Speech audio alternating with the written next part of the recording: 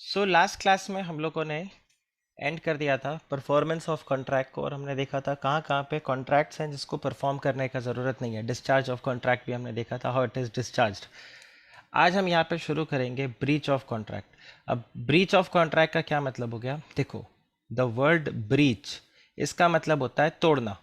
ठीक है, जब आप अपने प्रॉमिस को तोड़ते हो उसको हम बोलेंगे आपने एक ब्रीच किया है। कई बार आपने ऐसा भी टर्म सुना होगा, there was a security breach. Security breach मतलब एक सुरक्षा कवच। Let's say prime minister Modi, ठीक है, तो यहाँ पर इनके आसपास में एक सिक्योरिटी गार्ड्स पूरे हैं, ठीक है, अलग अलग कमांडोज और ये सब है।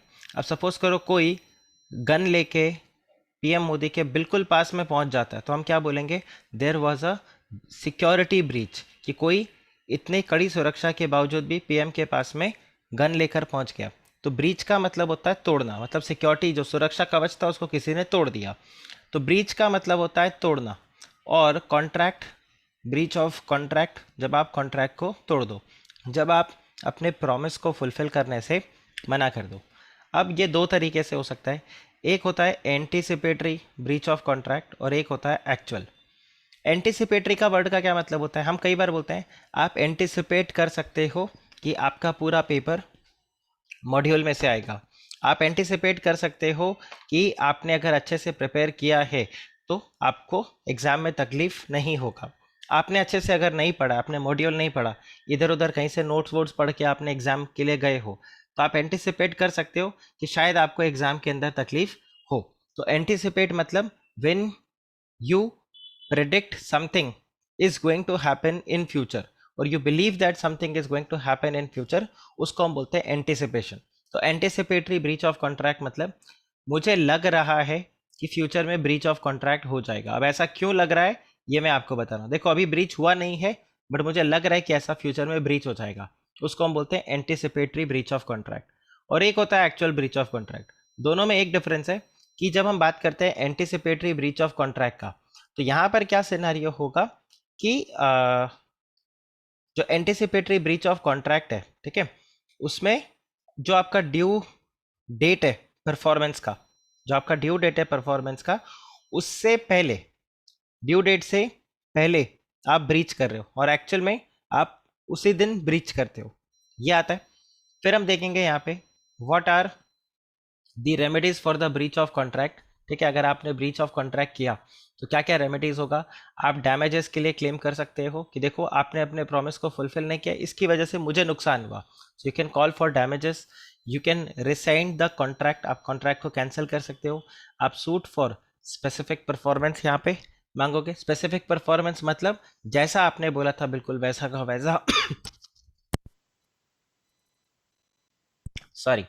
You can also go for suit for injunction, और सूट फॉर इंजंक्शन मतलब होता है आप पर स्टे लगाया जा सकता है कि नहीं आप ये काम नहीं कर सकते, आपने प्रॉमिस किया था आप ये नहीं करोगे, और आपके ऊपर कोर्ट से स्टे लग सकता है। और एक आता है क्वांटम मेरिट की भाई ठीक है जितना काम हो गया उतने का आप प्रपोर्शनेट पेमेंट कर दो। अब जब हम बात करते हैं डैमेजेस का, तो यहाँ पे अलग अलग तरह के डैमेजेस हैं।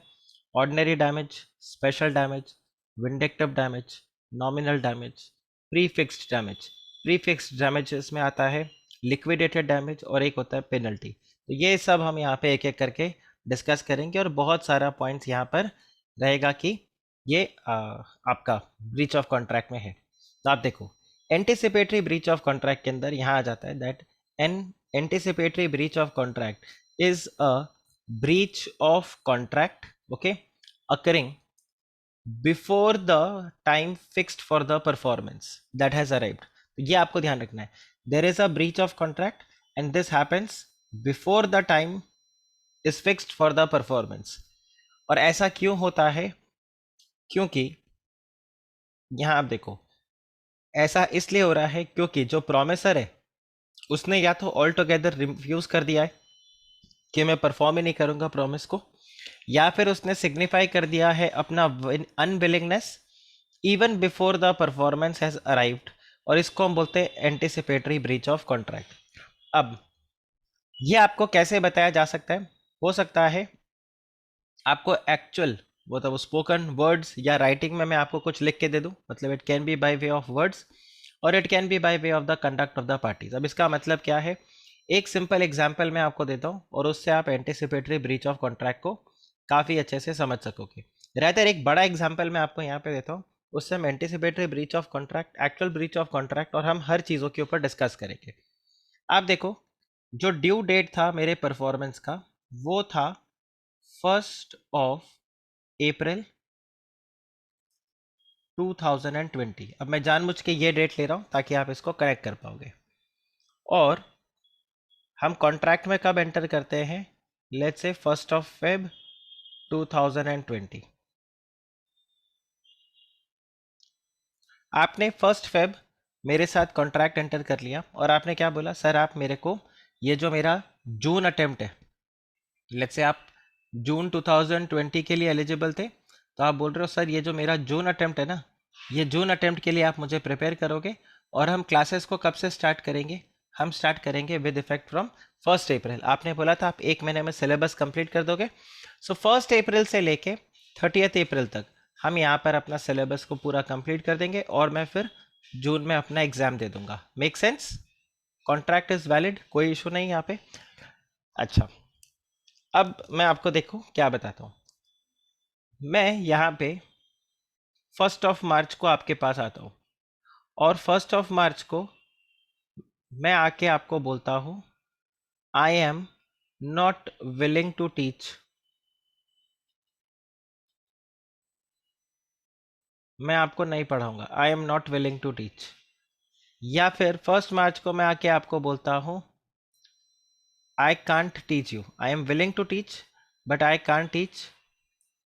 और मैं यहाँ पे आपको कोई भी रीज़न देता हूँ, ड्यू टू XYZ, कोई भी कारण है, मैं यहाँ पे आपको रीज़न दे देता हूँ। या फिर 1 March को मैं चला जाता हूँ, I let's say travel to USA for 2 years। आगे आपको समझ में गाइस, ये तीनों सिचुएशन आपको समझ में आया? अब ये जो तीनों सिचुएशन है, ये तीनों सिचुएशन के अंदर आप क्या बोलोगे, यहां पर क्या हुआ है, दिस इज एंटीसिपेटरी ब्रीच।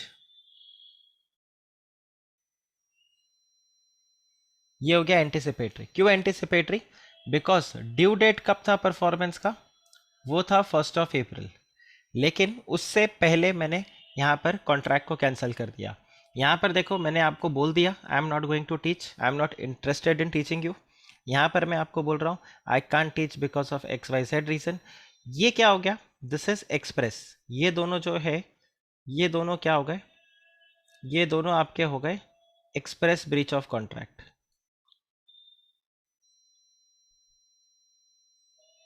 और ये हो गया आपके लिए इम्प्लाइड, इम्प्लाइड एंटिसिपेटरी। अब ऑब्वियस ही बात है ना, अगर मैं US चला गया 2 साल के लिए तो मैं आपको कैसे पढ़ाऊंगा, फॉरगेट, हम ऑनलाइन पढ़ सकते हैं। जूम वगैरह 1 March को नहीं था इतना फेमस, है कि नहीं? आप खुद बताओ, आपको जूम और के बारे में कब पता चला? आज से 1 साल पहले अगर आपको कोई बोलता ऑनलाइन क्लासेस कर लो तो आप क्या बोलते? एटलीस्ट मैंने मुंबई में तो ये कल्चर देखा था, ऑनलाइन क्लास के नाम से फिर भी Tier 2 सिटीज़ और बाकी जो जगह है वहाँ पर वो एक्सेप्ट करते थे। वो बोलते थे कि ठीक है चलो, हमारे पास या हमारे विन सिटी में इतने ग्रेट फैकल्टीज़ नहीं मिलेंगे जो काफ़ी ज़्यादा एक्सपोजर के साथ हो, तो फिर भी वो ऑनलाइन क्लासेस को एक्सेप्ट करते थे। मेरा आसाम में वर्चुअल क्लास चलता था और भी Tier 2 सिटीज़ जो थे वहाँ पर क्लासेस चलता था। MP के अंदर, गुजरात में, राजस्थान से, बहुत सारी ऐसी जगह से Tier 2 सिटीज़ से स्टूडेंट्स लोग पढ़ते थे, Tier 2 Tier 3 सिटीज़ से पढ़ते थे। बट किसी मुंबई के स्टूडेंट को अगर मैं बोल दूं कि आपको वर्चुअल क्लासरूम अटेंड करना है तो सबसे पहले भागता था कि sir okay thank you tata bye bye.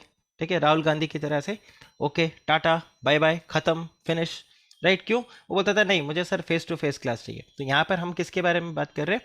Face to face class के बारे में। तो ये एंटीसिपेटरी ब्रीच हो गया गाइस, क्लियर? और अगर मैं 1 April को आपको रिफ्यूज कर दूं या फिर इस दौरान 1 April से 30 जून, 30 जून लिखा है मैंने यहाँ पे, आई एम सॉरी, ये 30 April होना चाहिए था। ठीक है, 30 April, इस बीच में अगर मैं आपको मना कर दूं, मतलब आपका बैच सपोज कॉन्ट्रैक्ट एक्ट पढ़ा के मैं आपको बोल दूं अब मैं इंटरेस्टेड नहीं हूं आपको पढ़ाने का, तो यहाँ पर क्या हो जाएगा, इस टाइम ड्यूरेशन में फ्रॉम हियर टिल हियर, इसको हम बोलेंगे एक्चुअल ब्रीच ऑफ कॉन्ट्रैक्ट। आप बताइए, ये क्लियर हुआ? ठीक है, अगर मैं इस दौरान आपके बैच को पढ़ाना बंद कर दूं, 1 अप्रैल को मना कर दिया, मैं आपको बोलूँ है मैं तो मजाक कर रहा था, अप्रैल फुल बना रहा था आपको, या फिर 2nd, 3rd, 4th, 5th, 10th, 20th अप्रैल, 25th अप्रैल मैं मना कर दूं, मतलब आपका कोर्स कंप्लीट करने से पहले अगर मैं आपको मना कर दूं तो वो बन जाएगा क्या? Actual breach of contract. Does this make sense? ठीक। हाँ, अब मैं आपको एक पॉइंट और बताता हूँ जो भी आगे आने वाले टाइम पे हम पढ़ेंगे, बट क्योंकि मैंने कि अच्छा सा डायग्राम बना दिया है तो आप एक ही डायग्राम में पूरा चीज़ समझ जाओगे। लेट्स प्रिज्यूम मैंने आपको यहाँ पर मना किया था, ये वाला मैंने आपको 1 मार्च को फ़ोन करके बोल दिया था that I am not willing to teach. ठीक है, अब दो बातें होंगी, एक तो होगा या तो आप इस बात को एक्सेप्ट कर लोगे, ठीक है, या आप बोलोगे अरे नहीं सर आप तो मजाक कर रहे हो, या आप काफ़ी ऑप्टिमिस्टिक हो कि सर अभी मना कर रहे हैं, आपके किसी सीनियर ने ऐसा बोला, ये आनंद सर है ना थोड़े पागल से हैं, कभी बोलेंगे पढ़ाऊंगा, कभी बोलते हैं नहीं पढ़ाऊंगा, कभी मना कर देंगे, पर पढ़ा देते हैं एट द एंड, वो पढ़ा देते हैं, वो मना कभी भी नहीं करते। राइट, सो बेसिकली ये जो एंटिसिपेटरी ब्रीच ऑफ कॉन्ट्रैक्ट है, इसको आप एक्सेप्ट कर लेते हो या फिर आप इसको एक्सेप्ट नहीं करते। ठीक है, you reject, and you reject and उसके बाद आप क्या करते हो, and you wait till 1st April. what is 1st April? This is the actual date of performance. आया समझ में? ये दो सिचुएशन समझ में आया? अच्छा, अब मैं आपको यहां पे बोलता हूं, अगर आपने इसको एक्सेप्ट कर लिया तो अब यहां पर हमारा जो कॉन्ट्रैक्ट है, द कॉन्ट्रैक्ट इज नाउ रिसाइंडेड, हमारा कॉन्ट्रैक्ट यहीं पर ही खत्म हो गया। प्लस आप चाहो तो मेरे से डैमेजेस क्लेम कर सकते हो कि सर आपसे मैंने कॉन्ट्रैक्ट किया था 10,000 रुपीज़ में, क्योंकि 1 फेब को, अभी आपको पता है सर इतना बिजी सीज़न चल रहा है, सारे फैकल्टीज़ यहाँ पर बिजी होंगे, तो अब जो मेरे को फैकल्टी मिला है पढ़ाने के लिए वो मुझसे 50,000 रुपीज़ मांग रहा है। ठीक है, और ऑन एवरेज जो भी फैकल्टी मेरे को पढ़ाने आएगा वो 50,000 रुपीज़ मांग रहा है, तो आपकी वजह से मुझे 40,000 रुपये एक्स्ट्रा पे करना पड़ रहा है, तो सर 40,000 रुपीज़ आप मेरे को पे करोगे डैमेजेस। Guys clear? दूसरा, आप यहाँ पे वेट करते हो, आप बोलते हो नहीं नहीं नहीं नहीं ऐसा नहीं होगा, और आप वेट करते हो एक्चुअल ब्रीच ऑफ कॉन्ट्रैक्ट होने का। तो जब एंटिसिपेटरी ब्रीच ऑफ कॉन्ट्रैक्ट हुआ, आपके पास दो ऑप्शन है, या तो आप कॉन्ट्रैक्ट को इमीडिएटली रिसाइन कर दो, और you can wait till the actual breach of contract. Okay, अब जब मैंने 1 अप्रैल को पढ़ाने से मना कर दिया तो आप यहां पर क्या बोलोगे, you are discharge from the contract, और हम क्या बोलेंगे, now the contract is rescinded, plus you can also claim for the damages। make sense? अच्छा, मैंने पहले ही बोल दिया था, लेकिन आपके पास एक ऑप्शन है, the promisee has a option to wait, to wait till the actual breach of contract, आपके पास ऑप्शन है ये आया समझ में? राइट, अच्छा, ये वाला सिनेरियो रहता है। अब इसमें आ जाता है एक ट्विस्ट, देखो इन सब में तो कोई भी कहीं कुछ झोल नहीं है। एक पॉइंट यहाँ आपने पूछा कि सर उसने तो यहाँ पे रिजेक्ट कर दिया, मतलब मना कर दिया कि मैं नहीं पढ़ाऊंगा, तो लॉ यहाँ पे बोलता है आप वेट कर सकते हो, आप चाहो तो एक्चुअल ब्रीच ऑफ कॉन्ट्रैक्ट के लिए वेट कर लो, नहीं तो आप यहीं पे उसके एंटिसिपेटरी ब्रीच, जो उसने यहाँ पे आपको वर्ड ऑफ माउथ एक्सप्रेसली बोल दिया कि मैं नहीं पढ़ाऊंगा, उसको आप एक्सेप्ट कर लो, और एक्सेप्ट करके कॉन्ट्रैक्ट को अभी के अभी कैंसिल कर दो, एंड अपना डैमेजेस भी क्लेम कर सकते हो, या फिर आपके पास ऑप्शन है कि आप वेट कर सकते हो। तो लॉ आपको ये ऑप्शन दे रहा है, इन दोनों के बीच में क्या है, और तो ये प्रोमिसी के ऊपर है कि प्रोमिसी क्या करे, प्रोमिसर तो अपना बोल के चला गया। Okay, is this clear? अच्छा, अब इसमें आता है एक ट्विस्ट, और वो ट्विस्ट कब है, एनी गेस? देशवासियों, मेरे प्यारे देशवासियों, नेशनल लॉकडाउन, करेक्ट। मुझे बताओ, इवन इफ मैंने अगर ब्रीच नहीं किया होता, ये एंटीसिपेटरी ब्रीच नहीं किया होता, कुछ नहीं किया होता, तो भी 25 मार्च के बाद में मैं क्या आपको पढ़ा पाता? 25 मार्च को क्या हो जाता है यहां पर? कौन सा सेक्शन लग जाता? Section number 56। याद आ रहा है? Impossible. The contract has now become impossible. याद आ रहा है? फोर्स मजोर, करेक्ट। अच्छा, जैसे ही कॉन्ट्रैक्ट इम्पॉसिबल हो जाएगा, ये क्या बन जाएगा? वॉइड। वॉइड होते ही कॉन्ट्रैक्ट क्या हो गया? रिसाइंडेड। यस और नो? अच्छा, क्या मैं यहां पे डैमेजेस क्लेम कर सकता हूं? क्या आप मेरे से डैमेजेस क्लेम कर पाओगे? Answer is no. ठीक है। अब आप ये भी नहीं बोल सकते कि सर आपने तो 25 मार्च का क्या हवाला दे रहे हो, आप तो 1 मार्च को ही बोल चुके थे कि मैं नहीं पढ़ाऊंगा, चलो डैमेजेस दो मेरे को। क्योंकि आपने क्या किया? आपने वेट किया, आपने एंटिसिपेटरी ब्रीच ऑफ कॉन्ट्रैक्ट को एक्सेप्ट नहीं किया था, आपने उसको रिजेक्ट किया, and you were waiting till the actual date of performance, till the actual breach of contract happens, and then you were planning to go for this, but क्योंकि आपने resigned नहीं किया इसको, तो कॉन्ट्रैक्ट अभी भी वैलिड है और अब लग गया है supervening impossibility, therefore the contract is void and आपको कोई डैमेजेस यहां पर नहीं मिलेगा। समझ में आया?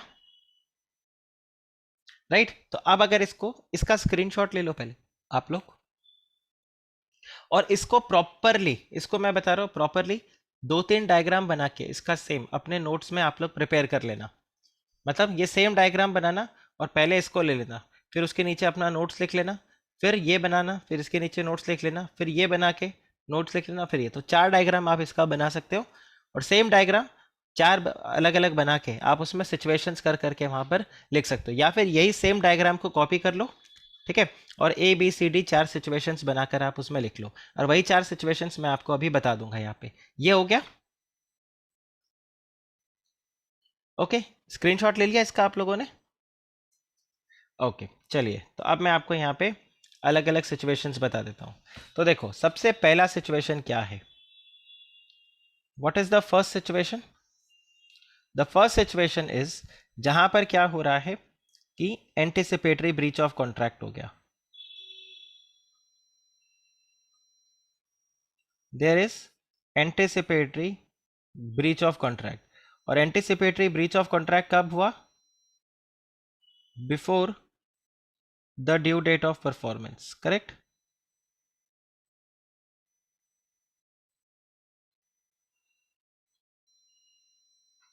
ये क्लियर हुआ? दूसरा, when anticipatory breach of contract happens, promisee के पास एक ऑप्शन है, the promisee has an option.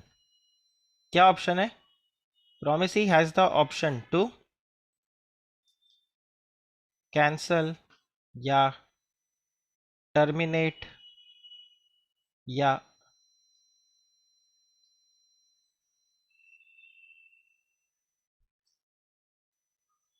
Resigned the contract, या फिर प्रोमिसी के पास एक ऑप्शन है कि वो क्या करे, वो इस कॉन्ट्रैक्ट को कैंसल नहीं करके, ठीक है, वो यहां पर यस ही कैन बेसिकली हाँ wait till the actual breach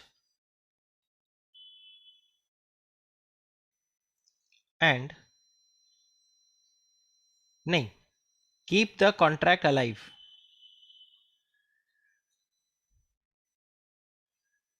keep the contract alive. See if he terminates, if the promise he terminates, तो यहां पर you can claim for damages, और कोर्ट आपको ये नहीं बोलेगा कि आप अभी डैमेजेस क्लेम करने कैसे आ गए, अभी तो ड्यू डेट भी नहीं आया था। सर हम इसलिए आ गए क्योंकि प्रोमिसर ने खुद ही मना कर दिया। ये आ रहा है समझ में? ये एक सिचुएशन है। और दूसरा सिचुएशन क्या है? You can wait till the actual breach and keep the contract alive. Okay, if you keep the contract alive, तो यहां पर क्या होगा? On the due date, suppose करो on the due date there was no breach, मतलब मैंने मना किया था कि मैं नहीं पढ़ाऊंगा और मैं आपको पढ़ाने के लिए आ गया। तो इस केस में आप क्या बोलोगे? The contract is valid and perform the contract जैसे जैसे आपने प्रॉमिस किया था। ठीक है। ऑन द ड्यू डेट, यहाँ पर क्या हो सकता है कि मैं यहाँ पर ब्रीच करूं, तो ये ब्रीच क्या हो जाएगा? Actual breach. और ये हो गया आपके लिए एक्चुअल ब्रीच। एंड अगर एक्चुअल ब्रीच ऑफ कॉन्ट्रैक्ट हो गया तो आप यहां पर क्या बोलोगे? The contract is now, the contract is rescinded, plus you can also claim for the damages। ये बताइए, इज दिस क्लियर और नॉट? राइट।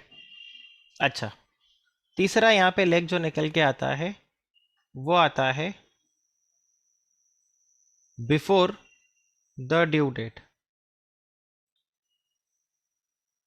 और ये तब की बात कर रहा हूं जब एंटिसिपेटरी ब्रीच ऑफ कॉन्ट्रैक्ट हो चुका है और आपने कॉन्ट्रैक्ट को अलाइव रखा है। Before the due date of the contract, supervening impossibility happens, तो फिर यहां पर क्या हो जाएगा? सेक्शन 56 इन्वोक हो जाएगा। और सेक्शन 56 इन्वोक होते ही यहाँ पर आप क्या बोलोगे? आपका जो कॉन्ट्रैक्ट है वो क्या हो गया? वॉइड। अब यहाँ पर आप देखो, जगह नहीं है मेरे पास, बट नो डैमेजेस। क्या आप ये समझ रहे हो? अब पूरा चार्ट क्लियर हो गया आपको?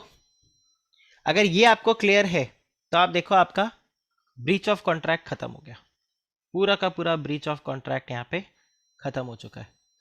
Guys, this is clear? Take a screenshot of this also.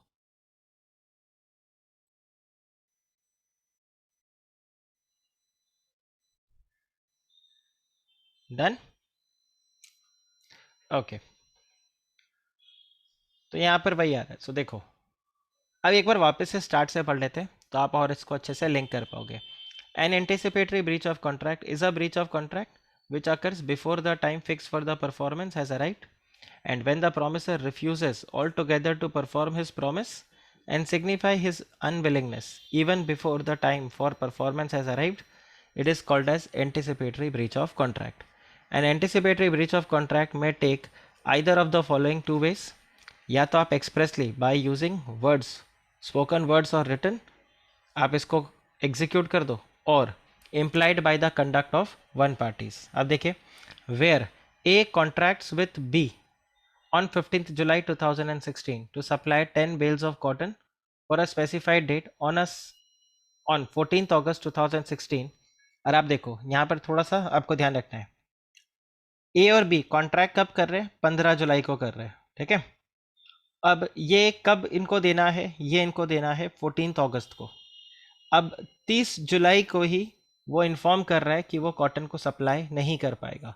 तो हम यहाँ पर क्या बोलेंगे? This is an express rejection of the contract. Guys clear? ये वाला। इसी तरह से एक आपको इम्प्लाइड का भी एग्जाम्पल दे दिया। इम्प्लाइड में क्या हो जाएगा कि कुछ ऐसा काम आपने कर दिया जो अब इम्पॉसिबिलिटी को सिग्निफाई करता है। जैसे A agrees to sell his horse to B for 50,000 rupees on 10th of August, due date of performance. लेकिन आप देखो, वो 1 अगस्त को ही ये हॉर्स किसी और को बेच देता है। तो ये क्या हो गया? Anticipatory breach of contract, because once the horse is sold to someone else, now you cannot sell it to the original buyer. Yes और नो? तो यहाँ पर आपका कॉन्ट्रैक्ट में एंटिसिपेटरी ब्रीच ऑफ कॉन्ट्रैक्ट हो गया। तो ये हो गया आपका implied, this is implied breach of contract, okay, and anticipatory, actual भी नहीं। तो यही दोनों पॉइंट बताए। ये देखो अब आ रहा है, what is the effect of anticipatory breach of contract. The promisee is excused from the performance और from for the further performance.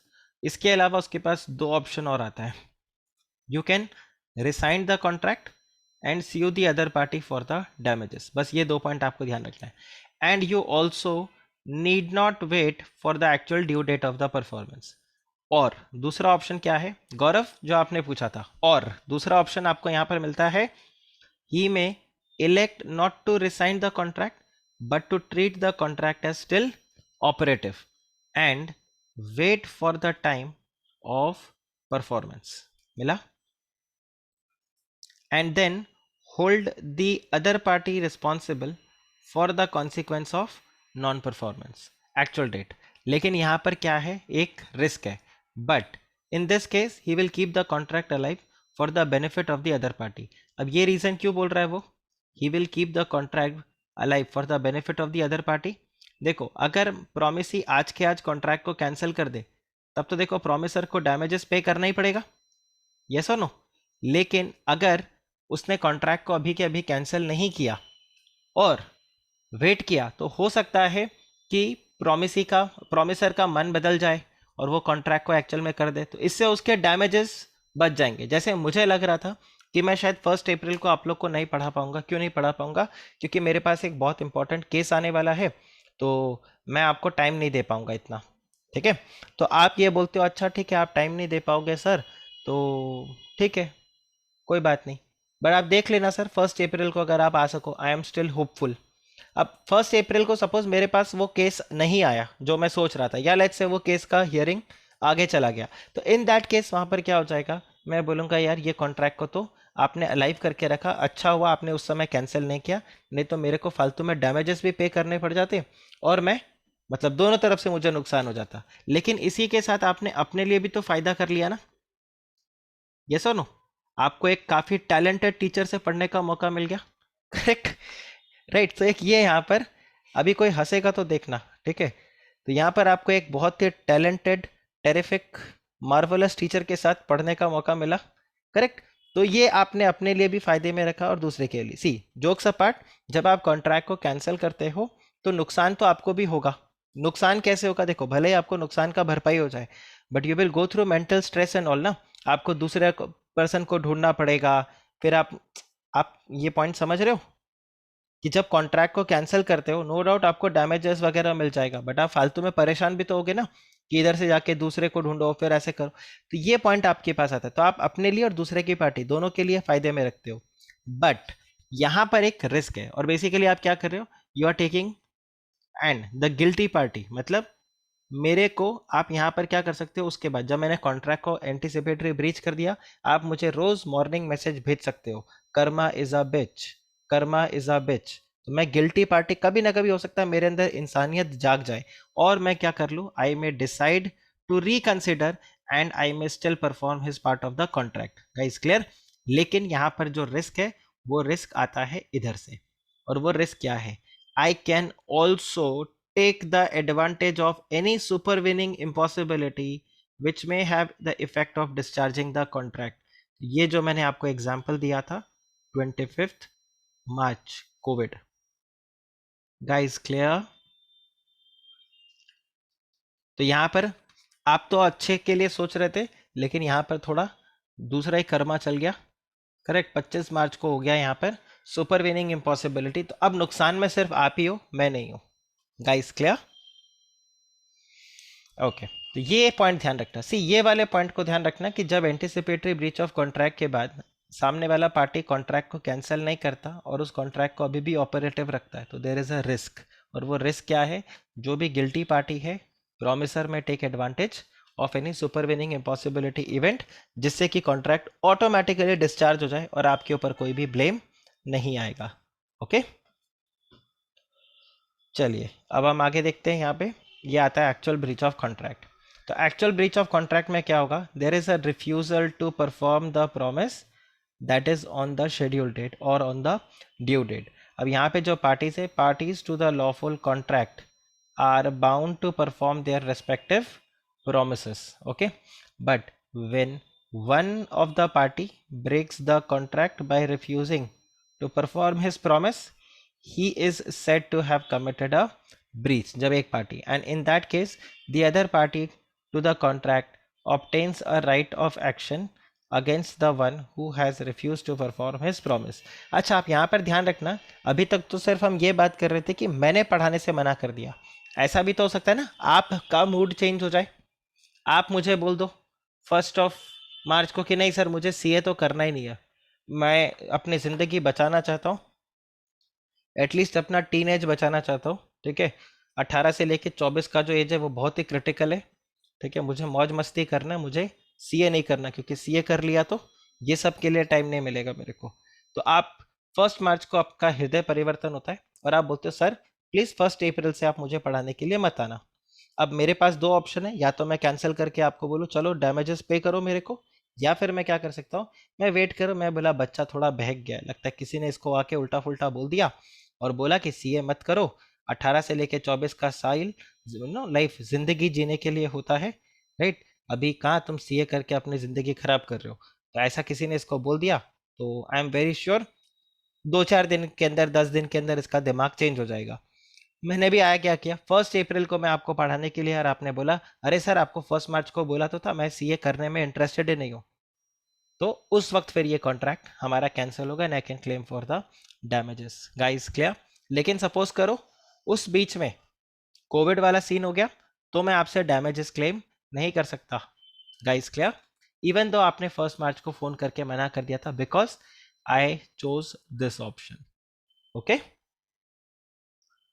अच्छा, फिर आप देखो यहाँ पे actual breach of contract can be committed at the time when the performance of the contract is due or during the performance of the contract. So A agrees to deliver 100 bags of sugar to B on 1st of Feb.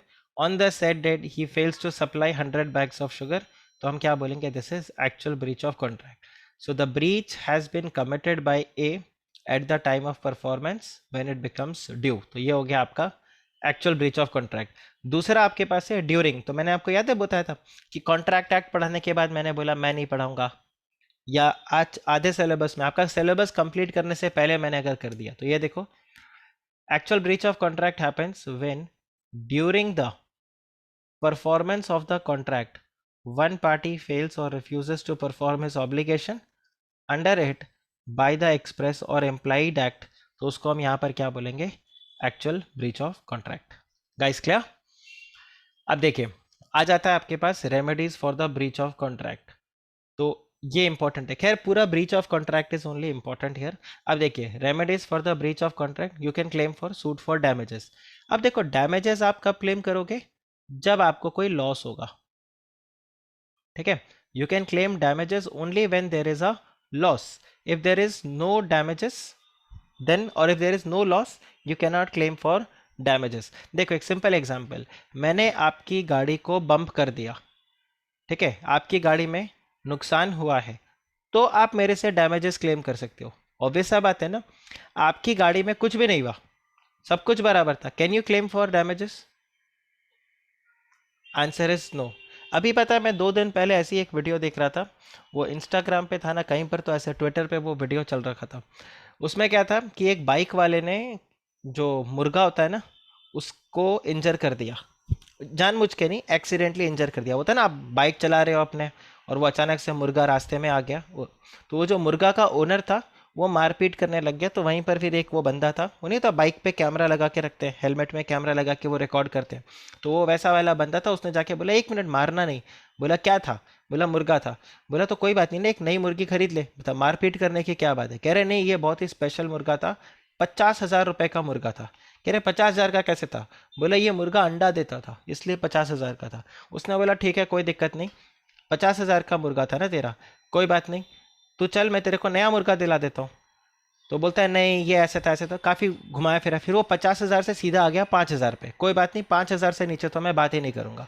But वो जो bike वाला बंदा था उसने क्या बोला, एक काम कर, तू मेरे साथ बाजार चल, जिस मर्जी मुर्गे के ऊपर तू हाथ रखेगा वो मुर्गा तेरा।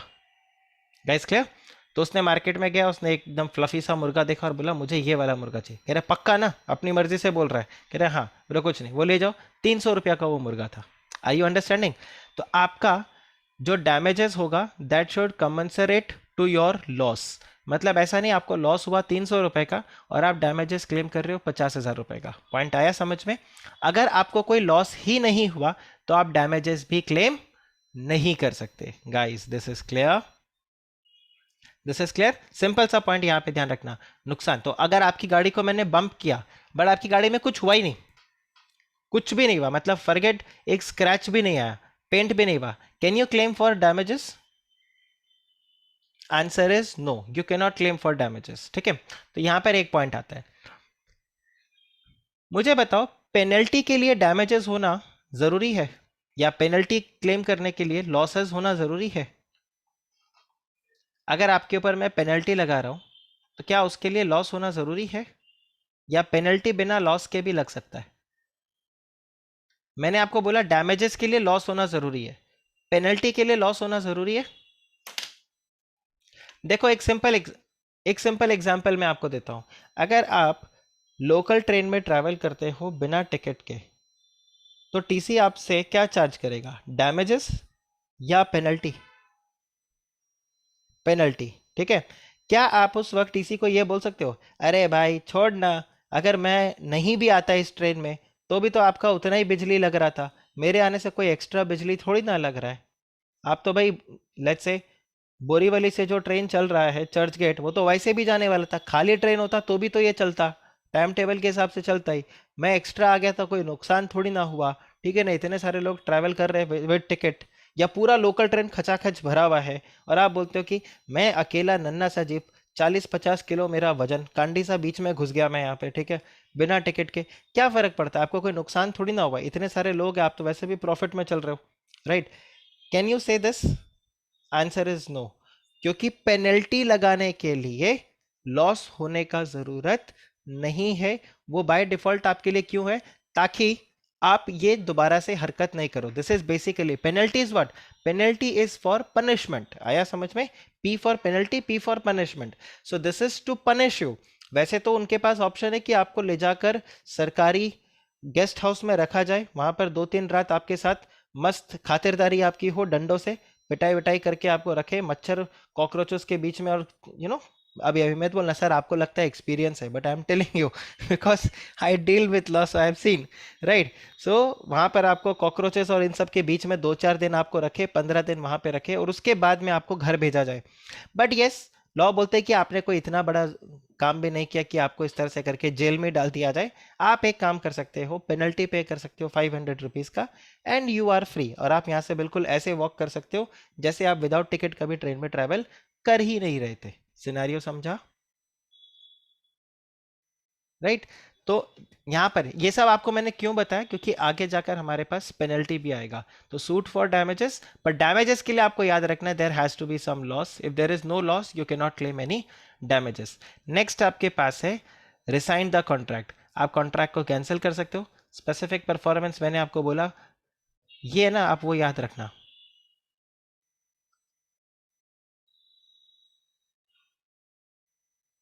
फिर हेरा फेरी, वो याद है? मेरा 30 लाख मुझे दे दो, फिर वो बोलता है ना 40 लाख मांगता है। 40 लाख डिमांडेड बाय तोतला तिवारी।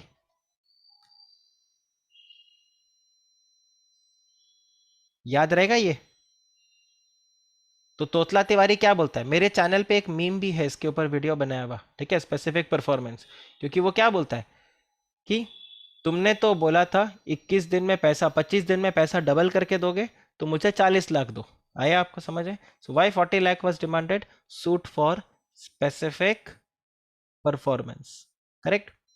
और दूसरा सूट फॉर इंजंक्शन भी आ सकता है, ये मैंने आपको पहले भी बताया था कि आपने मना किया था आप ये काम नहीं करोगे, फिर भी आप ये काम कर रहे हो, तो इंजंक्शन हो जाएगा। इंजंक्शन के लिए आपको एक एग्जांपल और दे देता हूं, इसमें भी एक मीम बन सकता है।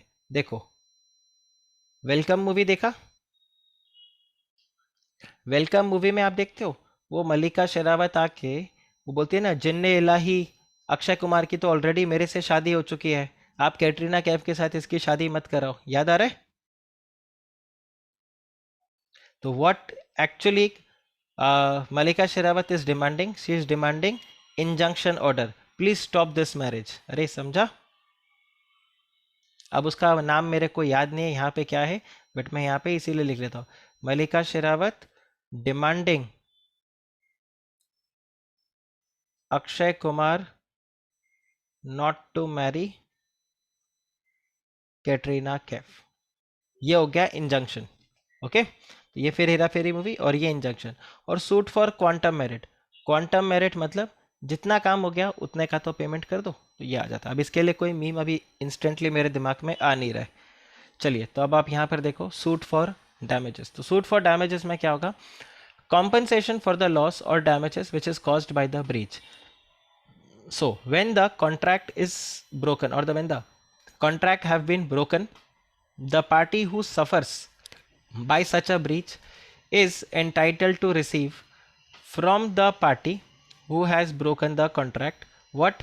A compensation for any loss or damages which is caused to him thereby which, जो कि किससे अराइज हुआ हो? नेचुरली, ठीक है, which arose naturally in the usual course of the big things due to such breach.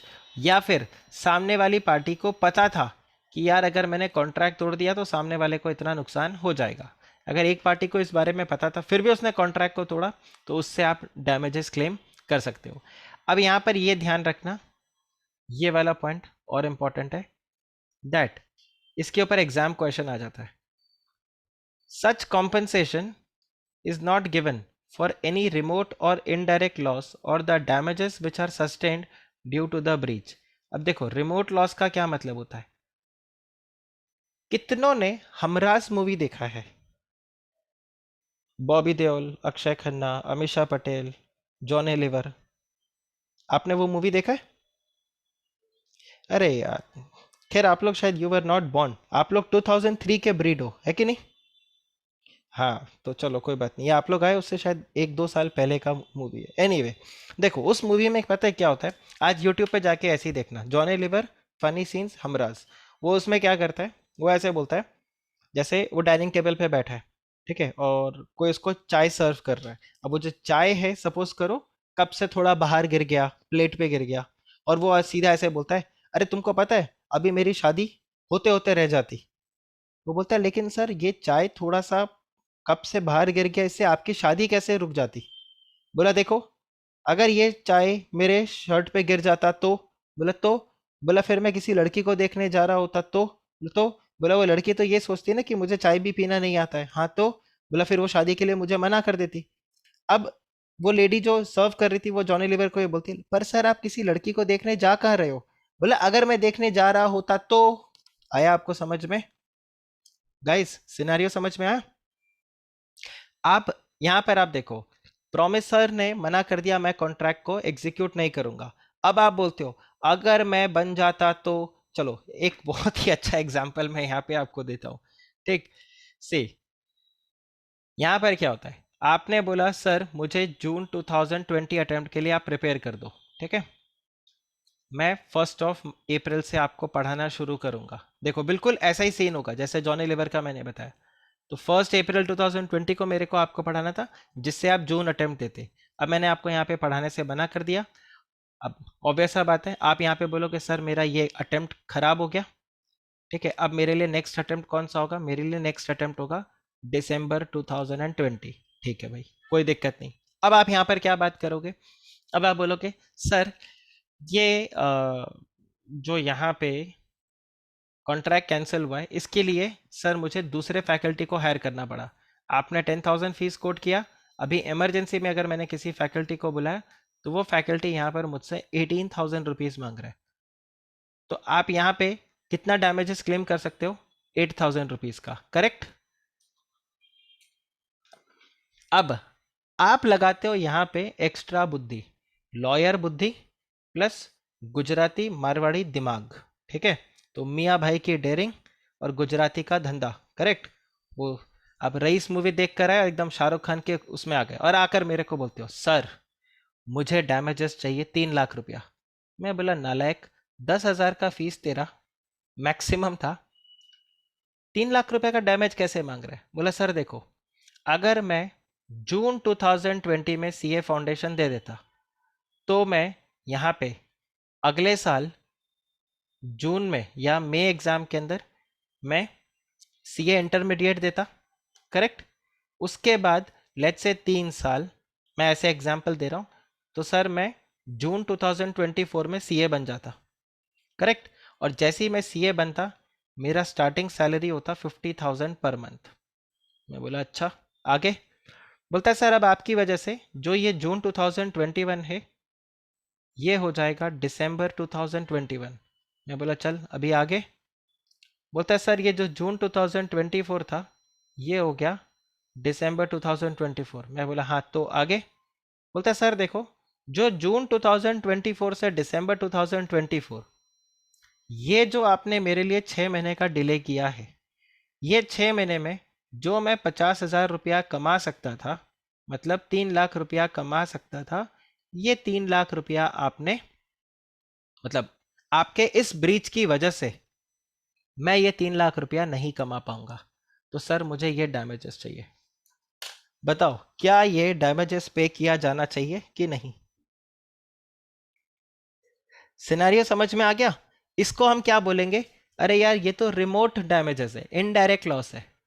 Okay, these are remote damages. But ये क्या है? ये आपका एक्चुअल डैमेजेस आपको हो रहा है, जो आपको 8,000 एक्स्ट्रा पे करना पड़ रहा है, ये आपका एक्चुअल डैमेज है, पर ये हो गया आपके लिए रिमोट लॉस। तो इसके लिए मैं आपसे क्लेम नहीं कर सकता। प्लस आप क्या करते हो इसमें और बोलते हो सर इसमें इन्फ्लेशन भी जोड़ो, ठीक है। अभी स्टार्टिंग सैलरी 50,000 है, 3 साल बाद ये स्टार्टिंग सैलरी सर कोविड में 50,000 मिल रहा है, नॉन कोविड में तो सर ये अमाउंट हो जाएगा कम से कम 75,000 हो जाएगा। तो चलिए सर इसमें और 1.5 लाख रुपया जोड़ दो सर, और 4.5 लाख, और सर उसमें फिर आप थोड़ा सा मेंटल हरेसमेंट और का भी लगा दो, तो सर राउंड अबाउट करके सर 5 लाख रुपया का मेरे को आप कॉम्पनसेशन पे करोगे, ठीक है। तो ऐसा डैमेजेस अगर आप क्लेम करोगे तो वो एक्सेप्ट नहीं होगा। Guys clear?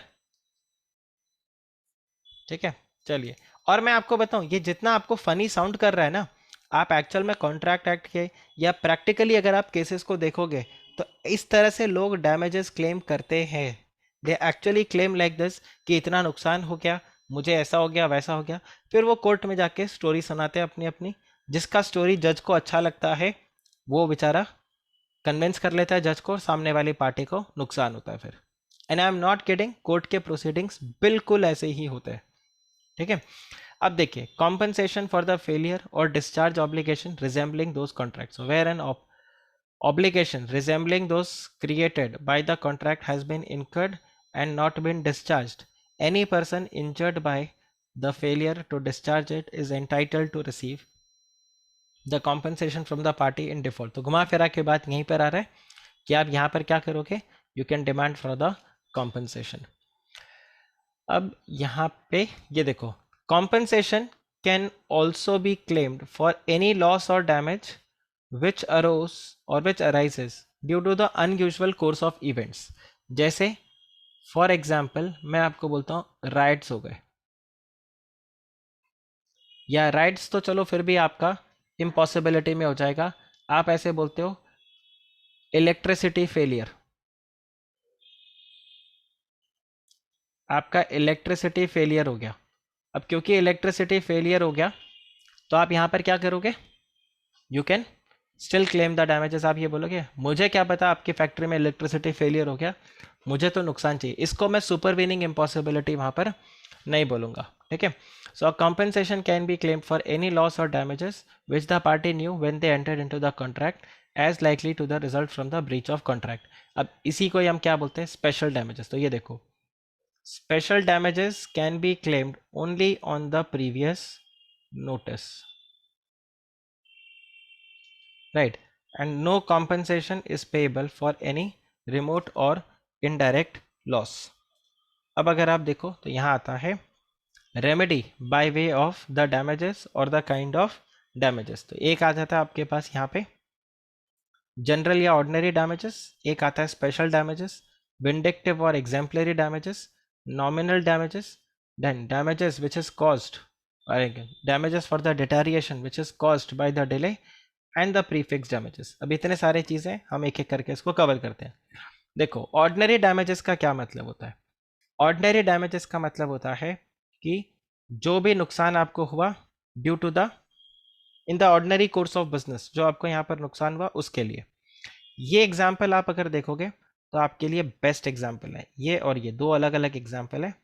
हम पहले इसको कवर करते हैं और फिर इस एग्जाम्पल को देखते हैं। अब देखो, A agrees to sell to be a bag of rice for ₹5,000 per bag and deliver it after 2 months। अब जो प्राइस है वो बढ़ जाता है 5,500 और ए मना कर देता है मैं डिलीवर नहीं करूंगा। तो ये 500 रुपया क्या हो गया, ऑर्डिनरी डैमेजेस। Guys clear.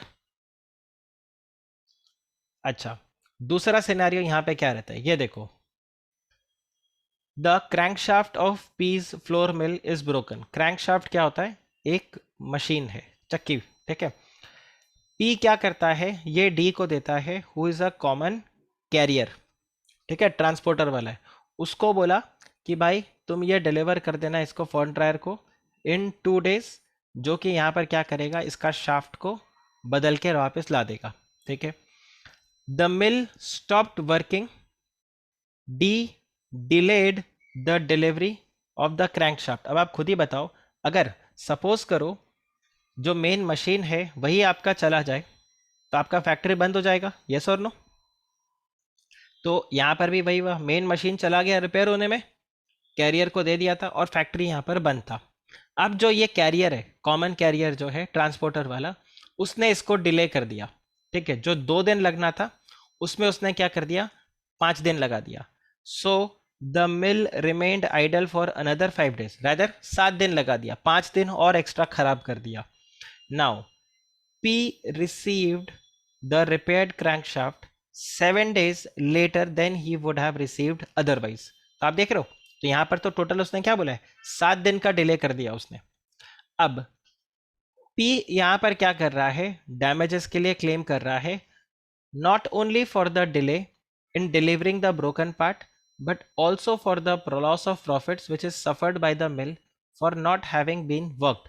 अब बताइए, 7 दिन तक अगर मशीन बंद था तो 7 दिन तक आपका प्रोडक्शन रुक गया। अब 7 दिन का जो आपका प्रोडक्शन रुका, वो 7 दिन का आपका सेल्स भी रुक गया। तो इन सब के लिए आप यहाँ पर क्या कर सकते हो, डैमेजेस क्लेम कर सकते हो। तो देखो यहाँ पर कोर्ट ने क्या बोला, the count held that, count नहीं ये कोर्ट है, the court held that P was entitled to only the ordinary damages and D was not liable for the loss of profits because the only information given to P by P to D was that the article is to be carried was the broken shaft of the mill and it was not made known to them that the delay would result in the loss of profit। अगर P ने जब D को ये अपना broken shaft दिया तो उस वक्त अगर उसने ऐसा बोल दिया होता कि देख भाई इसमें डिले मत करना, क्योंकि अगर आपने इसको डिले किया तो मुझे नुकसान होगा, मेरा फैक्ट्री नहीं चलेगा, तो आप क्या बोलोगे, the other party had the knowledge about it. ये वाला जो पॉइंट हमने देखा था ना, ये देखो, तब आप स्पेशल डैमेजेस क्लेम कर सकते थे because the carrier had the previous notice about it, कि भाई मैं अगर डिले करूंगा तो सामने वाले को इसका नुकसान हो जाएगा। लेकिन क्योंकि आपने ऐसा नहीं बताया तो आप लॉस ऑफ प्रॉफिट यहां पे क्लेम नहीं कर सकते। Guys clear. ऑर्डिनरी डैमेजेस और स्पेशल डैमेजेस में आ रहा है आपको समझ में, डिफरेंस समझ में आ रहा है। स्पेशल डैमेजेस में क्या होगा, when the party to the contract receives a notice of special circumstances affecting the contract, in that case he will be liable not only for the damages arising naturally and directly from the breach but also for the special damages। okay,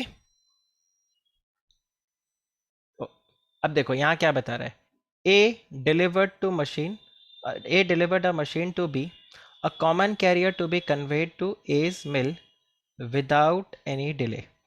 Now A also informed B that his mill was stopped for the want of machine. A ने पहले ही बता दिया. Now B unreasonably delayed the delivery of the machine, and in the consequence, A lost a profitable contract with the government. Now, in this case, A is entitled to receive by way of compensation the average amount of profit which he would have made if the factory was running, if the mill was running, but he cannot recover the loss which is sustained due to the loss of government contract. क्यों? क्योंकि ए का जो government contract का ये बात था, ये B के नोटिस में नहीं आया था. Guys clear? तो आपको हर बार ये देखना है कि क्या सामने वाले को आपने उस सिचुएशन के बारे में बता दिया था या नहीं बताया था. अगर आपने सामने वाले को उस सिचुएशन के बारे में बता दिया है, then you can claim for the damages, otherwise the special damages, otherwise you are entitled only for the ordinary damages. Clear?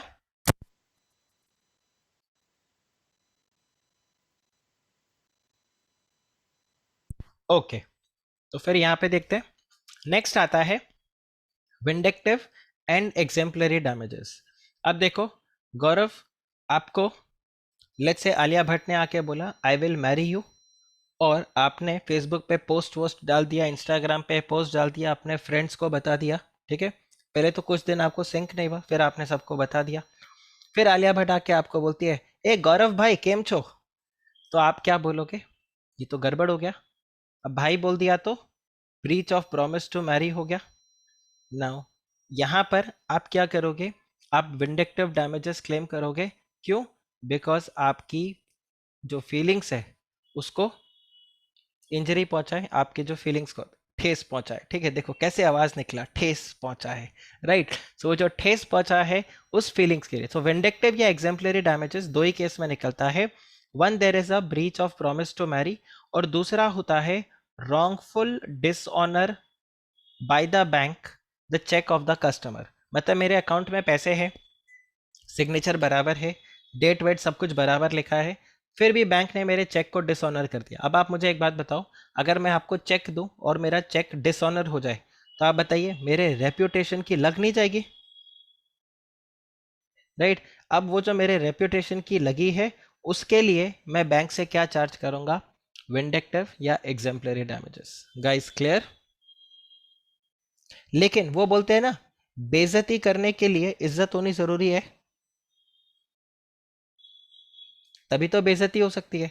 तो वो वही वाला पॉइंट आता है कि ऐसा नहीं कि आप कोई आपका चेक डिसऑनर हो गया और आप आके सीधा बोलो हाँ मुझे 1 करोड़ का पेनल्टी चाहिए. बोला आपके अकाउंट में एवरेज बैलेंस कितना रहता है?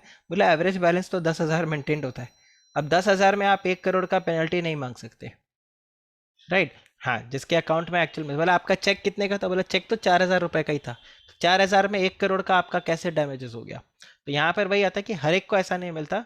ज़्यादातर ये किसको दिया जाता है? बिजनेसमैन को दिया जाता है. क्योंकि देखो एक बार आपका चेक अगर डिसऑनर हो गया ना, तो उसके कई सारे रेपरकशंस हैं. एक तो जो क्रेडिटर है वो यहाँ पर अगली बार आपसे चेक लेगा तो बोलेगा भाई मैं चेक डाल दूँ ना, ताना मार के आपको बोलेगा चेक डाल दूँ ना भाई, देख लो कहीं ऐसा नहीं हो ये चेक बाउंस वगैरह हो जाए. पर एक बार बैंक में स्टेटमेंट चेक कर लो. ठीक है, एक बार बैलेंस चेक कर लो यार, मैं आई इंसिस्ट, कोई ऐसी बात नहीं है, अपनी घर की बात है. वो घर की बात बोल नहीं रहा है, वो आपको क्या कर रहा है? ताना मार रहा है. ठीक है, तो आप बोलोगे यार मेरे रेप्यूटेशन की तो लगा दी इसने, तो इसके लिए आपको यहाँ पर जाता है. बट सपोज करो अगर कोई नॉन ट्रेडर है, वो यहाँ पर हैवी डैमेजेस क्लेम नहीं कर सकता. राइट, उसको बेसिकली यहाँ पर प्रूफ करना पड़ेगा कि हाँ इस तरह से मेरे साथ हुआ है, और आपका क्रेडिट स्कोर भी खराब हो जाता है यहाँ पे. तो ये विंडेक्टिव या एग्जेम्पलरी डैमेजेस है. तीसरा आता है जिसको हम बोलते हैं नॉमिनल डैमेजेस. अब देखो नॉमिनल का नाम ही क्या होता है? Namesake. आप शेयर कैपिटल में पढ़ते हो अकाउंट्स में, nominal share capital, right, authorise share capital, वो नेम सेक कैपिटल होता है. ऑथराइज कैपिटल का कोई काम नहीं है, ऑथराइज कैपिटल का कोई भी काम नहीं है. मतलब ऑथराइज कैपिटल का उतना ही काम होता है जितना नाइफ में के का काम होता है. ठीक है, उतना ही ऑथराइज कैपिटल का यूज होता है एक्चुअल में. तो it is what it is, just name सेक. तो नॉमिनल का मतलब होता है नेम सेक. आप में से कितनों ने लास्ट ईयर ये देखा था, वो प्रशांत भूषण के ऊपर कोर्ट ने 1 रुपया का जुर्माना लगाया था. तो वो 1 रुपया का जो जुर्माना लगाया वो क्या है? That is a nominal damage, name सेक. तो यहाँ पर आपको देखो बेसिकली कोई नुकसान नहीं हुआ है, कुछ नहीं हुआ है, बट सामने वाली पार्टी को हम एक बार फील करवाना चाहते हैं कि देखो आपने गड़बड़ किया था, देखो कोई नुकसान हुआ नहीं बट आपने गड़बड़ किया, तो आपके ऊपर लगा दिया नॉमिनल डैमेजेस। तो nominal damages are awarded where the plaintiff has proved that there has been a breach of contract but he has not suffered any real damages. This award is given just to establish the right of decree of the breach of contract। और ध्यान रखना ये award का मतलब वो वाला award नहीं है फिल्म फेयर अवार्ड, कहीं आप खुश हो अवार्ड दिया है, नहीं नहीं, ये अवार्ड होता है कि कोर्ट का ऑर्डर आपको दिया गया कि आपको ये पेमेंट करना है। सो ये जस्ट आपको एक बताया जा रहा है कि आपने ब्रीच ऑफ कॉन्ट्रैक्ट किया और देखो ये गलत बात है। नेक्स्ट आ जाता है damages for deterioration which is caused by the delay. आप देखो, आपने पिज़्ज़ा ऑर्डर किया, एक सिंपल एग्जांपल, ठीक है, अब वो पिज़्ज़ा आपके पास डिलीवर होना चाहिए था लेट्स से 30 मिनट्स में। अब जो दुकान मतलब जो स्टोर है कैफ़े जहाँ से पिज़्ज़ा बना, वहाँ से पिज़्ज़ा आप तक डिलीवर होने में इसमें लग गए 4 घंटे, और महीना था अप्रैल का। आप मुझे बताओ अप्रैल के महीने में ये पिज़्ज़ा 4 घंटे में क्या हो जाएगा अगर बाहर रहेगा तो? स्टेल, करेक्ट, खाने लायक नहीं रहा। अब ये आपका क्या हो गया, now you will claim for the damages which is for the deterioration caused due to the delay. So in case of deterioration which is caused to the goods by the delay, damages can be recovered from the carrier even without notice। तो यहाँ पर आप वो जो भी आपको deliver करके जा रहा है उस डिलीवरी वाले को आप बोल सकते हो कि देखो यार ये जो पिज़्ज़ा आपने डिलीवर किया ये तो ख़राब पिज़्ज़ा डिलीवर किया है, तो आप यहाँ पे डैमेजेस क्लेम कर सकते हो। बाय द वे कभी करना मत, जोमेटो एंड स्विगी के जो डिलीवरी पार्टनर्स हैं वो नाम के पार्टनर्स हैं, उनको कोई पार्टनरशिप फीस या ऐसा कुछ नहीं मिलता। It's a very very pathetic life which they do, right? So never think 4 times 5 times before you put any complaint against the delivery guy कि यार उसने ये डिलीवर नहीं किया, या आप कंप्लेन करके मतलब आपको कितने का वो स्विगी शायद 50 70 100 रुपीज़ का आपको एक कैशबैक दे देगा कि ठीक है अगले ऑर्डर पे आपको 100 रुपीज़ कम, आपको एक हम डिस्काउंट कूपन दे देते हैं, बट ये 100 रुपीज़ कहाँ से रिकवर किया जाएगा? This will be recovered from the delivery guy। For you 100 rupees is absolutely nothing, for that delivery guy this 100 rupees may be equal to 4 or 5 deliveries। okay, और ये 4 और 5 deliveries आपका कितना टाइम लेगा उसको, उसके करीबन 3-4 घंटे का काम है, तब जाकर उसको ये 100 रुपया मिलता है, right? So think twice before you do that. ये एग्जाम्पल के तौर पे मैंने आपको बताया कि सपोज करो वो जो पिज़्ज़ा था वो स्टेल कंडीशन में आपके पास गया, तो जो ट्रांसपोर्टर है उस ट्रांसपोर्टर से आप यहाँ पर डैमेजेस क्लेम कर सकते हो। एंड यहाँ पर जो है deterioration, deterioration not only implies the physical damage to the goods but also mean the loss of special opportunity for sale. इसके ऊपर एक एग्जाम्पल है जो एग्जाम के अंदर आए, या तो आपको वो PYQ में मिलेगा, या फिर वो आपको RTP में मिलेगा, या फिर वो मेरे केस स्टडीज़ वाले में मिलेगा। बाय द वे जो मेरा नेक्स्ट लेक्चर आप लोगों के साथ होगा वो होगा सैटरडे को, ठीक है? सैटरडे को वैसे शेड्यूल तो किया गया है 1 घंटे का लेक्चर, बट बी प्रिपेयर्ड कि उस दिन लेक्चर 2 घंटे तक जाएगा आपका, ठीक है? क्योंकि हम सैटरडे को कवर करेंगे पास्ट ईयर क्वेश्चंस, हम कवर करेंगे RTP, और हम कवर करेंगे मेरे कुछ केस स्टडीज़ हैं, कुछ 40-42 केस स्टडीज़ है, हम उसको वहाँ पर कवर करेंगे। तो कॉन्ट्रैक्ट एक्ट आप पूरा अच्छे से रिवाइज करके रखना ताकि सैटरडे को हम इन सब चीज़ों को कवर करके रख सके। ओके, अब देखिए ये आता है प्रीफिक्स्ड डैमेजेस, तो वहाँ पर मैं आपको इसके रिगार्ड में एक एग्जांपल भी बता दूंगा, loss of sale of opportunity, ये वाला, ठीक है, special opportunity for the sale. फिर आ जाता है आपके पास प्रीफिक्स्ड डैमेजेस। तो प्रीफिक्स्ड डैमेजेस में बेसिकली क्या होगा, हमने ऑलरेडी एक क्या कर लिया, एक डैमेजेस को डिसाइड करके रख लिया। देखो प्रीफिक्स्ड डैमेजेस को हम लिक्विडेटेड डैमेजेस भी बोलते हैं, मतलब हमने ऑलरेडी एक रीजनेबल एस्टिमेट लगा के रख लिया कि भाई अगर डिले हुआ तो इतना इतना तो आपको होगा। और फिर आ जाता है आपके पास क्या, penalty, an amount arbitrarily fixed as a damages payable. तो देखो पेनल्टी के अंदर तो कोई फर्क नहीं पड़ेगा, बट जब हम बात करते हैं लिक्विडेटेड डैमेजेस, प्रीफिक्स्ड डैमेजेस, तो यहाँ पर क्या सिनेरियो होता है, here it goes something like this कि अगर आपने डैमेज किया, मतलब अगर आपने डिले किया, तो 1 लाख रुपया का डैमेजेस आप पे करोगे, और 1 लाख से ऊपर का डैमेजेस आप पे नहीं करोगे। लेकिन 1 लाख से ऊपर का अगर नुकसान हो भी गया तो आप पे नहीं करोगे। लेकिन अगर 1 लाख से कम का डैमेज हुआ तो जितना डैमेज हुआ उतना पे करोगे। तो basically you try to cap the maximum damage which will be payable. ये कई बार आप उसमें भी देखते हो, एयरलाइन टिकट्स में, या फिर सपोज करो मैंने ओला का कैब किया, ओला कैब वाले ने मेरे को बोला कि आप कैब बुक कर दो, आपका जो शेड्यूल्ड फ्लाइट है, ठीक है, उससे 2 घंटे पहले का आप कैब बुक कर लो, या जो भी आपका टाइम है, 3 घंटे का बफर रखें। मेरी 10 बजे की फ़्लाइट है, तो मुझे बोरीवली से एयरपोर्ट जाना है, तो बोरीवली से एयरपोर्ट बोलता है आपको 1 घंटा लगता है, तो आप 7 बजे कैब बुक कर लो। आपने 7 बजे का कैब बुक कर लिया और फिर भी आप लेट हो गए, आपका फ्लाइट मिस हो गया, तो इन दैट केस ओला वाला आपको क्या कर देगा, ओला वाला लिक्विडेटेड डैमेजेस पे कर देगा। अब आपकी टिकट थी सपोज करो 40,000 रुपए की, लेकिन ओला वाला आपको बोलता है मैं मैक्सिमम कितना पे करूंगा आपको, 10,000 रुपीज़, क्योंकि यही हमारा लिक्विडेटेड डैमेजेस डिसाइड हुआ था। सो ओला विल पे मी 10,000 रुपीज़, जबकि मेरा टिकट कितने का था, 40,000 रुपए का था। लेकिन सपोज करो मेरा टिकट 4,000 रुपए का होता, तो ओला वाला क्या मुझे 10,000 रुपए देता, आंसर इज नो, वो मुझे देता 4,000 रुपए। तो यहाँ पर ध्यान रखना, जब हम प्री फिक्स डैमेजेस का बात करते हैं, तो प्री फिक्स डैमेजेस के अंदर वी पे द एक्चुअल डैमेज और the amount which is fixed which ever is lower. तो हम हमने यहाँ पे क्या कर दिया, हमने कैप लगा दिया कि भाई इससे ज़्यादा आपको पे नहीं किया जाएगा। तो इसमें अगर आप देखो, sometimes parties to the contract stipulate at the time of formation that on the breach of contract by any of them a certain amount will be payable as the damages. Now it may amount to either liquidated damages or it may amount to penalty. तो liquidated damages अगर हो जाएगा तो वो जितना amount है आपको, तो देखो if the penalty provided by the contract is 1 lakh rupees and the actual loss is 70,000, तो आप ध्यान रखना आप सिर्फ 70,000 रुपए ही क्लेम कर पाओगे।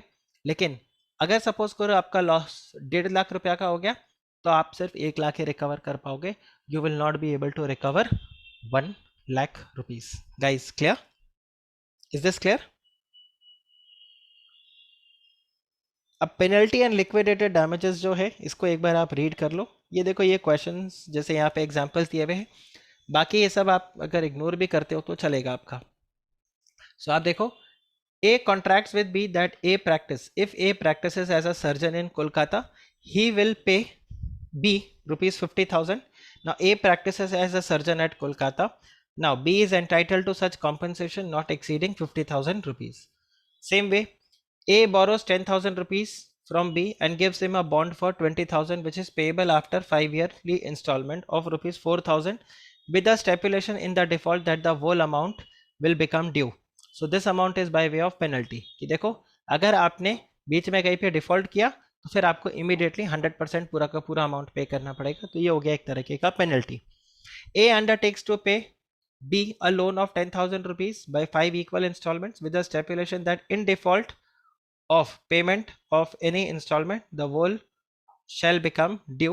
Now the stipulation is not by way of penalty, this is enforced by the contract. ये आपके 3 एग्जांपल्स हैं बेसिक, ये आप रीड कर लेना, ये आप अपने आप रीड कर लेना इसको, और इसमें अगर कोई डाउट हो तो नेक्स्ट लेक्चर में आप मेरे से पूछ सकते हो। I don't think so exam में इसके ऊपर क्वेश्चन आ सकता है, बट पढ़ लेना, फिर भी आ गया तो कल ना मेरे पे ब्लेम करोगे आप। फिर देखिए, decides claiming for the damages, आपके पास क्या ऑप्शन है, you can rescind the contract, that is you can cancel the contract. दूसरा आपके पास है क्वांटम मेरिट। अब क्वांटम मेरिट में आप देखो यहाँ पर क्या है, क्वांटम मेरिट में 2 चीज ध्यान रखना। क्वांटम मेरिट वो डिमांड कर सकता है जिसकी गलती नहीं हो, जिसने कॉन्ट्रैक्ट को नहीं तोड़ा हो। मतलब आप और मैं, हम एक कॉन्ट्रैक्ट में अगर एंटर करते हैं, सपोज मैं आपको बोलता हूँ चलो मैं आपको फाउंडेशन का पूरा लॉ का कोर्स पढ़ा दूंगा, और मेरा पूरा लॉ का फीस है 10,000 रुपीज़। कैसे सर 10,000? बोला 2,000 पर चैप्टर, 5 चैप्टर से आपके, तो 10,000 रुपीज़। ठीक है सर। सपोज मैं आपको कॉन्ट्रैक्ट एक्ट पढ़ने के बाद बोलूँ that I am not going to teach you any more, can I demand 2,000 rupees saying that देखो मैंने कॉन्ट्रैक्ट एक्ट पढ़ा है, 2,000 तो मेरा बनता है, can I demand 2,000 rupees? Answer is no, नहीं, आई कैन नॉट डिमांड। क्यों नहीं कर सकता? क्योंकि कौन पढ़ाना छोड़ रहा है? ब्रीच कौन कर रहा है? मैं कर रहा हूं। तो अगर मैं ब्रीच कर रहा हूं तो फिर मैं डिमांड नहीं कर सकता। ओके, लेकिन अगर आप कॉन्ट्रैक्ट एक्ट पढ़ने के बाद में फिर बोलते हो सर बस अब बहुत हो गया, मुझे सीए नहीं करना, तो क्या मैं 2000 रुपया का डिमांड कर सकता हूं? Answer is yes. ठीक है, तो इसके लिए दो चीज आपको ध्यान रखना है कि क्वांटम मेरिट कौन क्लेम कर सकता है? वही कर सकता है जिसने कॉन्ट्रैक्ट को कैंसिल नहीं किया। The claim must be brought in by the party who is not in default. Guys clear? और क्वांटम मेरिट का सिर्फ ये मतलब होता है जितना काम आपने कर दिया उतने के लिए आप यहां पर पैसा डिमांड कर लो। Guys clear? अब क्वांटम मेरिट कब कब डिमांड हो सकता है? अगर सपोज करो अग्रीमेंट वॉइड हो गया, सपोज आपके पढ़ाते पढ़ाते बीच में लॉकडाउन लग गया, तो मैं क्या बोलूंगा, चलो मैं आपका पूरा सिलेबस नहीं पढ़ा पाया, कॉन्ट्रैक्ट कैंसिल हो गया, लेकिन जो 2 चैप्टर मैंने पढ़ा है उसका तो पेमेंट कर दो, तो ये आ गया। Something which is done without the intention so gratuitously, right? तो आपका जो क्वासाई कॉन्ट्रैक्ट है वो आ जाएगा कि भाई जितना खाया पिया फ्री में, जो आपने खाया पिया जो कि फ्री का नहीं था फिर भी आपने खा लिया, उसका पेमेंट कर दो। When there is express or implied contract to render the services but there is no agreement of remuneration, वहां पर भी आप डिमांड कर सकते हो। When party abandons or refuses to perform the contract, वहां पर आप डिमांड कर सकते हो। When the contract is divisible and the party is not in default, has enjoyed the benefit of the promise, तो भी आप यहाँ पे डिमांड कर सकते हो। तो ये अलग अलग केसेस आपके पास है, इसको आप यहाँ पे रीड कर लेना, राइट? फिर आता है सूट फॉर स्पेसिफिक परफॉर्मेंस। जैसे मैंने आपको बताया, जितना आपने जैसे बोला था बिल्कुल वैसे का वैसा आप कॉन्ट्रैक्ट करोगे। सूट फॉर इंजंक्शन आ जाता है, जिसमें आप क्या करते हो, सामने वाली पार्टी को रोकोगे कि आप ये काम नहीं कर सकते। और लास्ट आपका क्वांटम मेरिट तो हमने ऑलरेडी यहाँ पे कवर कर लिया, right? So with this we pack up our contract act. मैं इसको थोड़ा सा एंड में इसलिए रश किया क्योंकि इसके रिगार्ड में मैंने काफी सारे केस स्टडीज तैयार करके रखे हैं, तो आरटीपी और के थ्रू जब हम करेंगे तो ये हमारा और डिटेल में हो जाएगा, और इसी बहाने आप इस पूरे पोर्शन को यहाँ पर रीड करोगे। Okay, so that's it for your today's lecture then. Take care. Bye bye.